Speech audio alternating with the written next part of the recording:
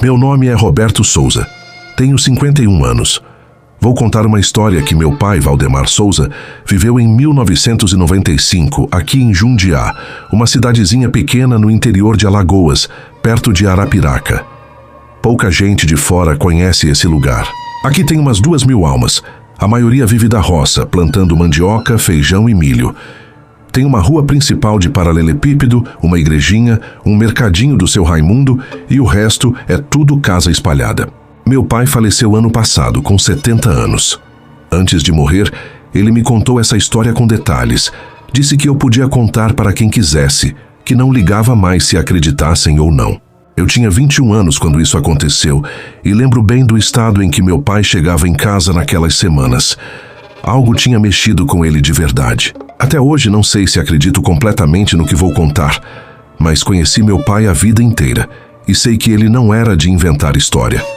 E tem outra coisa. O Zé Carlos, primo da minha mãe, confirmou tudo antes de morrer em 2018. Disse que viu a mesma coisa que meu pai viu. Mas deixa eu começar do começo, do jeito que meu pai me contou. Naquele tempo ele tinha 41 anos e trabalhava de vaqueiro na fazenda do Coronel Hélio Barbosa. Era uma propriedade grande, lá para os lados do Riacho Ipanema, com umas 200 cabeças de gado. Meu pai cuidava do rebanho junto com o Zé Carlos, que era primo da minha mãe, e o Neguinho, um cabra mais velho que conhecia aquelas terras desde menino. Aquele ano de 1995, a seca tinha chegado forte. Desde o começo do ano chovia pouco, e em maio a situação já estava crítica. O riacho foi secando, até ficar só uns poços d'água aqui e ali. O pasto ficou que nem palha de tão seco. O Coronel Hélio mandou eles levarem o gado para mais longe, numa área que chamavam de várzea, perto de uma mata fechada, onde ainda tinha um verde. Meu pai não gostava muito daquele canto. Sempre achou a várzea meio sombria, ele dizia. Tinha uma sensação ruim no ar, sabe? Mas gado precisa comer, né? E lá tinha capim ainda. Foi num sábado de manhã, bem cedinho, que ele encontrou a primeira vaca machucada. Uma novilha preta das mansas estava com um ferimento feio no pescoço, sangue seco grudado no pelo. Quando ele chegou perto, a vaca se assustou de um jeito que ele nunca tinha visto. Ficou mugindo baixo, tentando correr mesmo mancando. As marcas eram esquisitas, pareciam mordida, mas os dentes tinham deixado uns buracos fundos maior que mordida de cachorro. Ele pensou primeiro em cachorro do mato, que às vezes aparece quando a seca aperta e os bichos ficam desesperados atrás de comida. Meu pai levou a novilha para o curral e chamou o Zé Carlos. "Oxe, que foi isso?" O Zé Carlos falou quando viu o ferimento. "Não sei não. Parece mordida, mas nunca vi marca assim", meu pai respondeu. Eles passaram pomada, aquela Vetaglós que o coronel comprava, e deixaram a vaca separada. Meu pai pensou que era caso isolado, mas não era não. Na segunda-feira apareceram mais 2 vacas feridas. Na quarta, mais uma. Sempre a mesma coisa. Mordidas no pescoço ou nas patas, bicho assustado, marca de dente que ninguém reconhecia. O Coronel Hélio ficou danado da vida porque estava perdendo dinheiro. Vaca ferida não engorda, não dá leite direito. Ele mandou meu pai fazer vigia de noite para pegar o que estava atacando o gado. "Valdemar, você que é bom de mira, pega o rifle e fica de olho. Mata o bicho e eu te pago uma diária extra."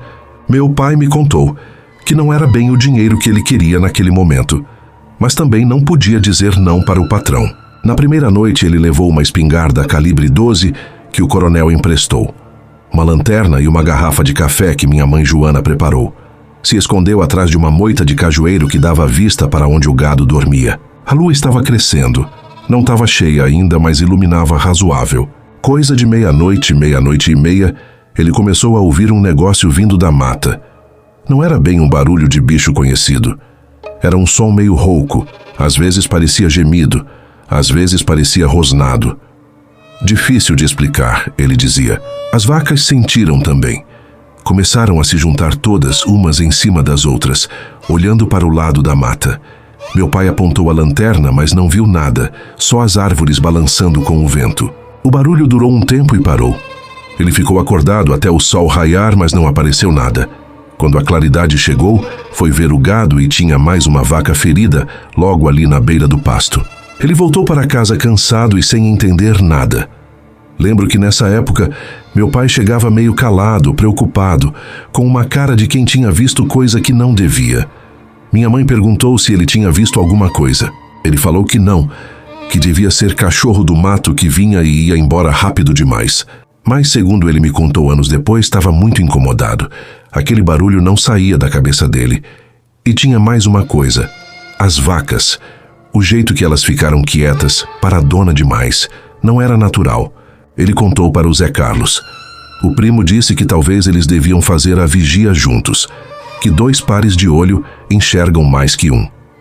Na quinta-feira ficaram os 2 de tocaia. A noite estava mais clara.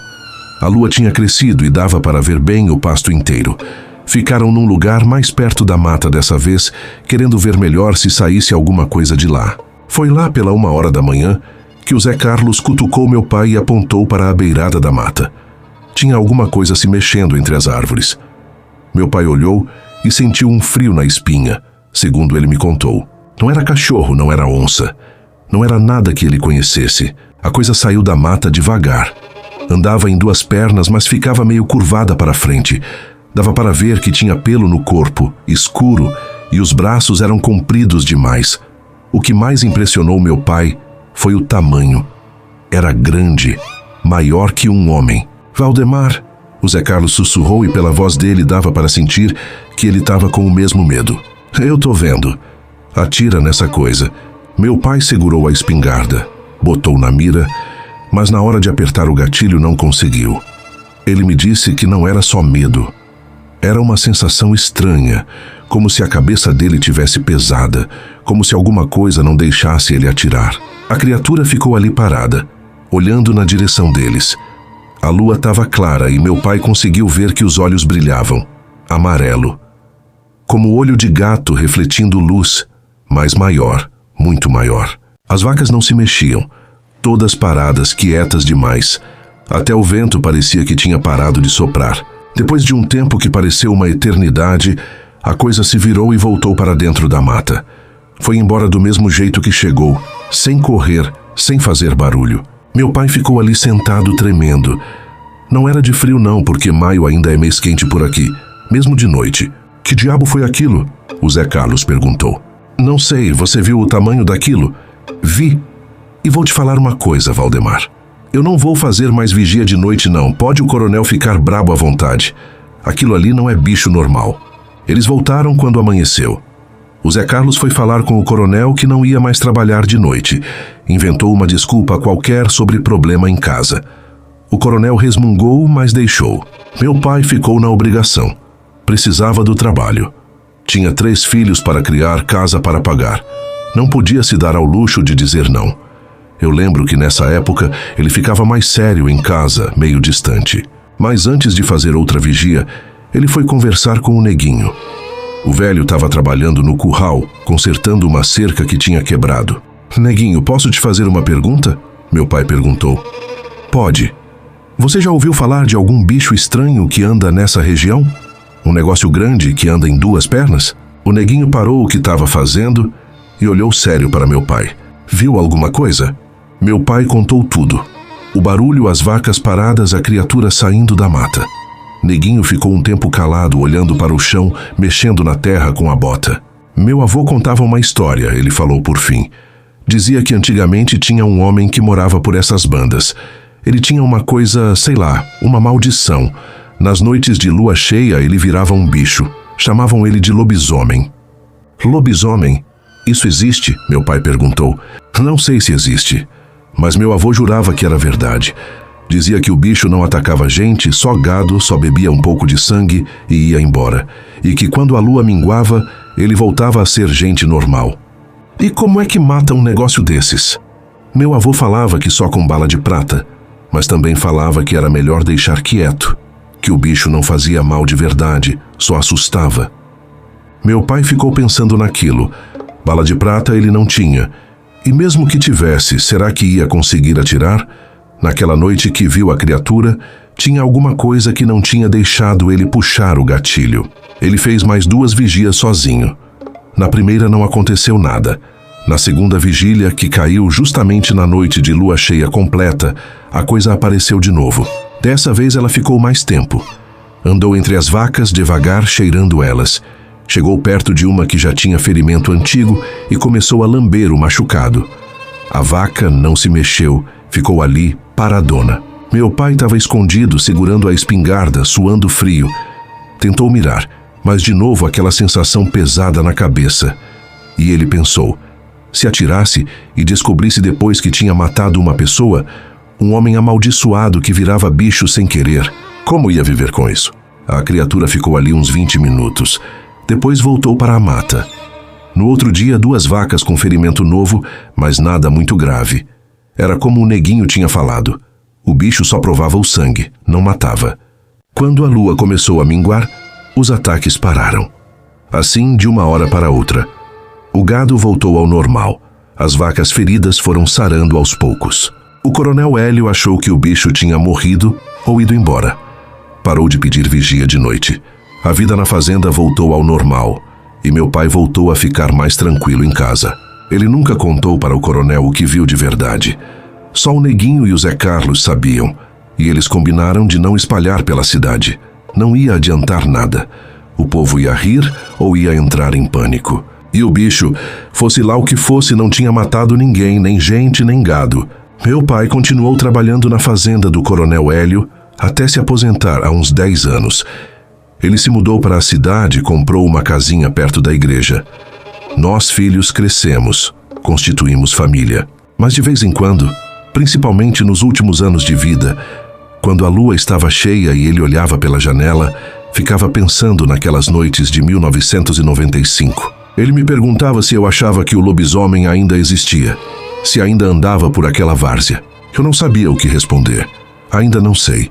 Tem gente que diz que não existe essas coisas, que é tudo história inventada para assustar criança. Pode até ser. Mas eu conheci meu pai. E conheci o Zé Carlos. Não eram homens de inventar história. Principalmente uma história dessas, que ninguém ia acreditar mesmo. Esse ano mesmo, meu filho Pedro, que tem 12 anos, me perguntou se eu acreditava em lobisomem. Olhei para ele e pensei em contar a história do avô. Mas na hora não tive coragem. Falei que eram lendas antigas, coisas que o povo inventava antigamente. Mas à noite, quando deitei para dormir, fiquei pensando. Talvez eu devesse ter contado. Talvez essas histórias precisem ser passadas para frente, para as novas gerações saberem que o mundo é maior e mais estranho do que a gente pensa. Se você um dia vier para Jundiá e alguém comentar de um bicho esquisito que aparece nas secas, preste atenção. E se for andar de noite pelos pastos da região, leve uma reza na boca e não olhe muito tempo nos olhos de bicho nenhum. Algumas coisas a gente não entende, mas isso não quer dizer que não existam. Essa foi a história do meu pai. Verdade ou não, ela mudou ele. E de certa forma mudou a mim também. Antes do próximo relato, por favor, curtam o vídeo e se inscrevam no canal. É grátis e ajuda muito. Meu nome é Cláudia Ferreira. Tenho 58 anos e sou professora aposentada. Morei 15 anos em Guamiranga, uma cidadezinha no interior do Paraná, perto de Imbau. Tem umas 8.000 pessoas, a maioria vive do campo ou de pequenos comércios. O que vou contar aconteceu entre abril e junho de 2003, quando eu tinha 36 anos, e dava aula de português e história na Escola Municipal Professora Maria da Glória, no centro da cidade. Essa história envolve um aluno meu, o Matheus Silveira. Ele tinha 13 anos e estava na 6ª série, mas estava meio atrasado porque tinha repetido a 4ª. Era um menino muito quieto e inteligente quando prestava atenção, mas vivia com a cabeça longe. A família dele morava numa chácara pequena a uns 6 quilômetros da cidade, na estrada velha que vai para Imbau. O que me chamou a atenção no começo foi o padrão de faltas. Matheus faltava quase toda quarta-feira. Às vezes aparecia na quinta de manhã, mas na maioria das vezes só voltava na sexta. Eu marcava no caderno de chamada e via o padrão se repetindo semana após semana. Isso era estranho porque não parecia ser desleixo. Quando ele estava na escola, sempre tinha as lições feitas, mesmo das aulas que perdia. Em abril chamei ele para conversar depois da aula. Matheus, você tem faltado muito às quartas Está acontecendo alguma coisa em casa? Ele ficou vermelho, olhando para o chão. É que eu não passo bem às quartas, professora. Fico doente. Doente como? Sua mãe te leva no médico? Já me levaram. Os médicos não acham nada. Percebi que ele estava muito desconfortável com o assunto, então não insisti. Mas fiquei preocupada. Menino de 13 anos com problema de saúde que médico não diagnostica é coisa séria. 2 semanas depois, a mãe dele apareceu na escola. Dona Irene Silveira, uma mulher de uns 45 anos, magra, com cara de quem não dorme direito há muito tempo. Ela pediu para falar comigo em particular e fomos para a sala dos professores no intervalo. Professora, eu vim pedir desculpa pelas faltas do Matheus. Sei que ele está perdendo muita aula. Dona Irene, estou preocupada com ele. Ele disse que fica doente, mas os médicos não acham nada. Ela me interrompeu baixando a voz. Pois é uma situação complicada. Ele tem uma condição que os médicos não entendem. Sempre às quartas ele passa mal. Febre alta, convulsão. A gente cuida dele em casa porque no hospital não sabem o que fazer. Isso parece sério. Já tentaram outro médico, em Curitiba, talvez? Já tentamos de tudo, professora. Agora a gente só gerencia do jeito que dá. Ela estava claramente escondendo alguma coisa, mas não pressionei. Era mãe de aluno, não amiga próxima. Não era minha posição ficar investigando a vida particular da família. O que me fez começar a desconfiar que tinha algo muito errado foi o que aconteceu no início de maio. Numa quinta-feira de manhã, cheguei na escola e todo mundo comentava que tinham encontrado 3 cachorros mortos no terreno baldio atrás da igreja. Eu passava por ali todo dia no caminho para a escola e aquela manhã vi o movimento. Gente parada olhando, o delegado Osvaldo fazendo anotações num caderninho. À tarde, na sala dos professores, a Marisa, que dá aula de ciências, comentou que tinha ido ver os cachorros antes de levarem os corpos. Cláudia, você viu aquilo? Que coisa mais estranha. Os bichos estavam todos com o pescoço aberto, sangue por todo lado, mas quase não comeram nada da carne. Pode ser cachorro selvagem, eu disse. Mas as marcas eram grandes demais. E tinha uns arranhões também, sabe? Parecia coisa de bicho grande. Não pensei muito nisso na hora. Essas coisas acontecem no interior. Bicho do mato desce quando está com fome, ataca cachorro ou galinha, depois volta para a floresta. Na semana seguinte aconteceu de novo. Dona Carmen, que mora na rua de trás da escola, perdeu 8 galinhas durante a madrugada de quarta para quinta. Ela contou chorando para a diretora que tinha ouvido um barulho esquisito durante a noite. Tipo uivo misturado com rosnado, mas não teve coragem de sair de casa para ver. Foi aí que me dei conta. Os ataques estavam acontecendo nas noites de quarta-feira, as mesmas noites que o Matheus faltava. Tentei afastar esse pensamento. Era absurdo fazer uma conexão dessas, mas a coincidência ficava na minha cabeça. No final de maio, seu Zico, que tem um sítio pequeno na saída da cidade, perdeu um bezerro. O animal foi encontrado morto na quinta de manhã, com ferimentos parecidos com os dos cachorros. Seu Zico ficou revoltado e disse que ia passar as próximas noites de quarta acordado com a espingarda. Naquela semana, Matheus não apareceu na escola de jeito nenhum. Segunda, terça, quarta, quinta, sexta, nada. Na segunda-feira seguinte ele voltou, mas estava péssimo. Mais magro, pálido, com olheiras roxas. Fui até a mesa dele no intervalo. Matheus, você está bem? Ficou doente a semana inteira? Ele não olhou para mim. Só acenou que sim com a cabeça. Foi mal das convulsões de novo? Dessa vez ele me olhou. E vi alguma coisa nos olhos dele que me arrepiou. Não era medo exatamente. Era uma tristeza muito profunda, como se ele carregasse um peso enorme. Foi pior essa vez, ele disse, e voltou a olhar para a cadeira.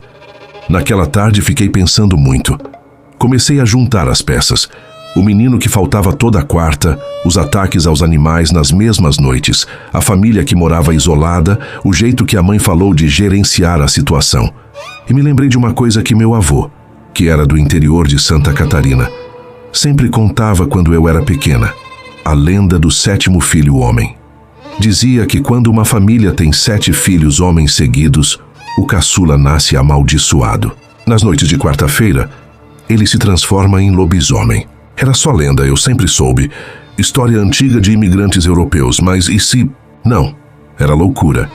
Eu estava deixando a imaginação correr solta. Mas aí aconteceu algo que mudou tudo.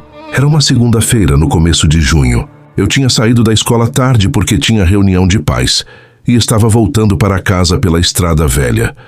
Peguei aquele caminho porque é mais rápido para chegar no meu apartamento, mesmo sendo estrada de chão.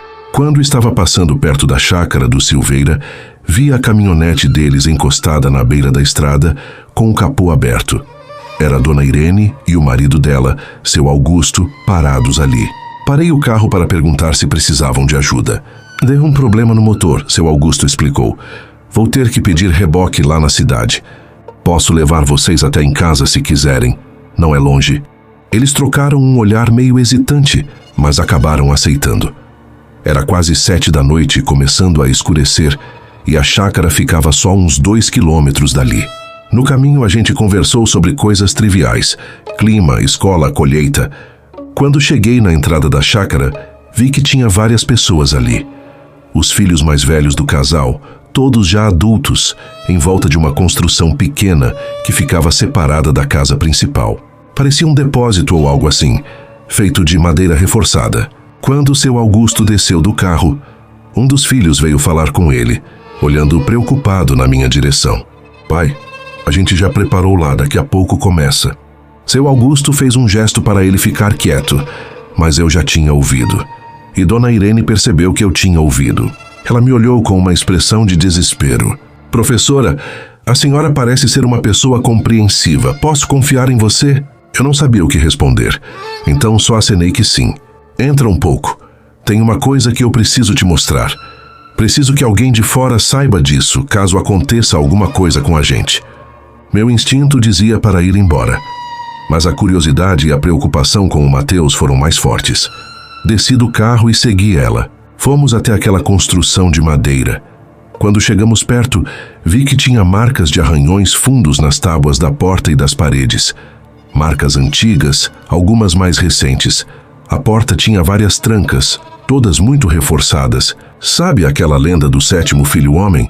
Dona Irene perguntou a voz baixa. Conheço, meu avô contava. Pois é, o Mateus é o 7º, e a lenda, ela é verdade. Senti um calafrio subindo pela espinha. Toda quarta-feira à noite ele se transforma. A gente tranca ele aqui dentro antes de começar. É o único jeito de proteger ele e todo mundo, porque quando ele vira não é mais meu filho. É um bicho selvagem que só quer matar. Eu estava sem palavras.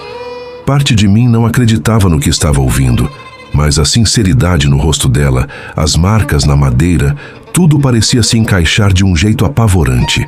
Os animais que morreram na cidade, comecei a dizer, foi ele. Teve umas semanas que a gente não conseguiu trancar a tempo. Ele fugiu, por isso tivemos que deixar ele em casa na semana passada, para garantir que não ia acontecer de novo. Nesse momento ouvimos um grito vindo da casa. Era a voz do Mateus. Tá começando, Dona Irene disse, e saiu correndo. Fiquei ali parada, sem saber o que fazer. Vi quando eles trouxeram o menino para fora. Ele estava se debatendo, gemendo de dor, os olhos revirados. 3 irmãos seguravam ele enquanto o pai abria as trancas da porta. Colocaram o Mateus lá dentro e fecharam tudo rapidamente. Do lado de dentro, ouvi quando ele caiu no chão, batendo, gritando. Não era grito normal. Tinha alguma coisa de animal naquele som. A família ficou em volta, em silêncio, esperando.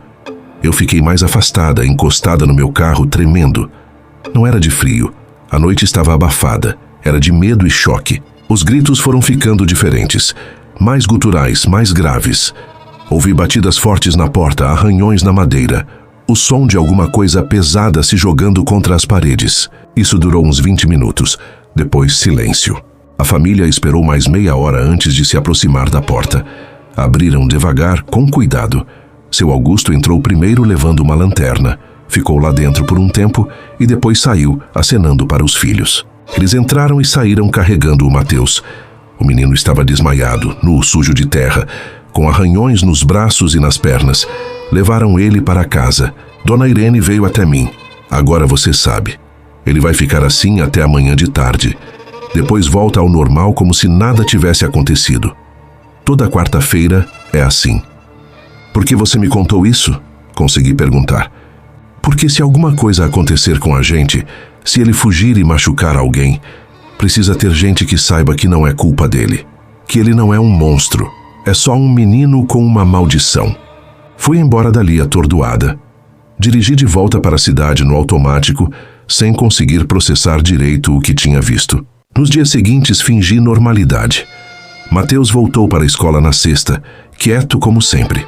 Eu olhava para ele e via um menino de 13 anos, tímido, que gostava de desenhar no caderno durante a aula. Não conseguia conciliar aquela imagem com o que tinha testemunhado. Não contei para ninguém. Quem ia acreditar? E mesmo que acreditassem, o que iam fazer? Prender o menino, matar ele? Dona Irene estava certa. Ele não tinha culpa. No final daquele ano letivo, pedi transferência para outra cidade. Não conseguia mais ficar ali sabendo o que sabia, vendo o Mateus toda semana e fingindo que estava tudo normal. Soube que a família se mudou de Guamiranga em 2005, quando o Mateus completou 15 anos. Não sei para onde foram. Espero que tenham encontrado um lugar onde pudessem viver em paz, ou pelo menos em segurança. Tem gente que não acredita nessas histórias antigas, acha que é tudo folclore, superstição de gente ignorante. Eu também achava. Mas eu vi as marcas naquela porta, ouvi aqueles sons, vi a expressão no rosto daquela família. Não era medo de monstro, era medo de perder o filho para uma maldição que não tinham como controlar. Essa é a minha história. Não espero que acreditem. Eu mesma às vezes duvido da própria memória. Mas sei o que vi naquela noite de junho de 2003. E quando a lua está clara e ouço cachorros uivando na rua, fico pensando no Mateus, onde quer que esteja agora, e torço para que ele tenha encontrado alguma forma de paz.